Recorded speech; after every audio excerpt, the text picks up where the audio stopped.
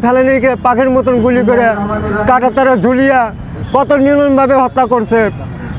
আমার মেয়ে পানি পানি করে চিল্লাচ্ছে, কেউ আমাকে পানি দেয় না, আমার মেয়েকে কেউ সাহারা দেয় না। তাকে কি দর্শন করছে না কি করছে। আমার ফেলানি যখন আমি বাংলাদেশে ভারত থেকে আসতেছিলাম আমার ফেলানি বিয়ার জন্য, তারপরের দিনে বিয়া ছিল, বিয়া দেওয়ার জন্য আমি আজ আনতেছিলাম আমার ফেলানিকে। অমিয় ঘোষ এবং দালাল চক্রান্ত করে আমার ফেলানিকে পাখির মতন গুলি করে কাটা তারা ঝুলিয়া কত নির্মমভাবে হত্যা করছে।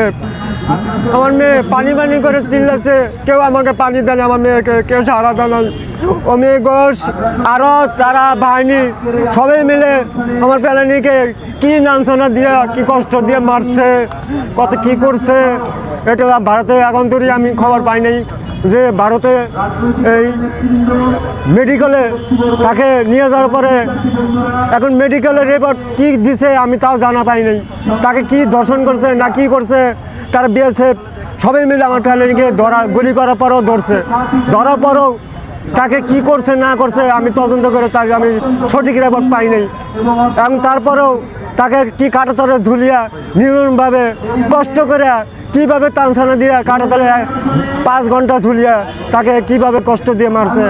আমি এর বাদে আমলি সরকার থাকতে কত বিচারের জন্য কত করছি, কান্দাকাটি করছি আমার ফেলানির বিচার হোক, কিন্তু আমলি সরকার কোনোদিন আমার কথা শোনেন নাই, কোনো বিচার আচার করেন নাই, আর আমাকে চাপে মুখে রাখছে। আমাকে কোনো কেউ সাথে মিলেমিশে কথা কইতে দেয় নাই, কথা কইতে দেয় নাই, কেউ সাথে ভূগোলে যাইতে দেয় নাই, আমার বিচার দাবি করতে দেয় নাই।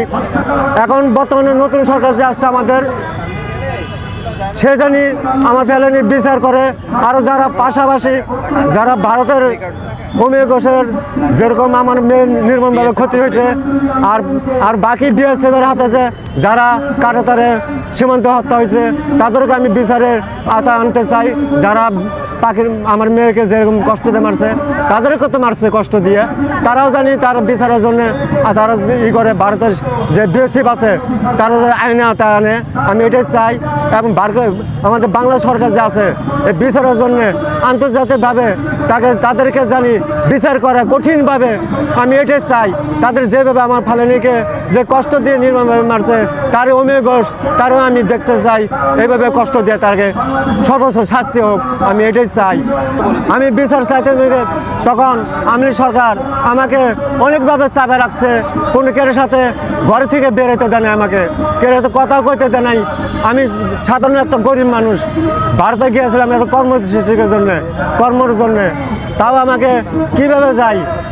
ভারতের বাহিনী কষ্ট দিয়ে আমাকে যেভাবে টানছানা দিয়ে মারছে আমি এটাই চাই বিচার।